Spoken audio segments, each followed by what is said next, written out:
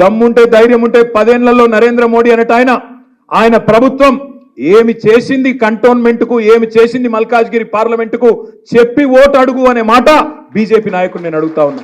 మాట్లాడితే గట్టిగా అడిగినాం అనుకో, ఏం చేసిరా మీరు 10 ఏళ్ళు ఏం బీకిండ్రంటే జై శ్రీరామ్, ఇంకా తప్పేం లేదు. రామనామ జపున పరాయమాలను అప్పున, రామనామ జపున 11,560 కోట్ల ఎలక్ట్రల్ బాండ్స్ అప్పున 11,560 కోట్ల రూపాయలు ఇవాళ బీజేపీ అకౌంట్లో ఉన్నమాట వాస్తవం కాదా? ఎలక్ట్రల్ బాండ్స్ రూపంలో మీరు ఇవాళ ఏదైతే స్కామ్ అంటుండ్రో, లిక్కర్ స్కామ్, అందులో ఒక ఆయన దగ్గర 60 కోట్లు తీసుకొని ఆయనను బయటికి పంపింది వాస్తవం కాదా? ఇవన్నీ వాస్తవాలు కాదా రాజేందర్ అన్న? నీతిమంతుడు మోడీ గారు.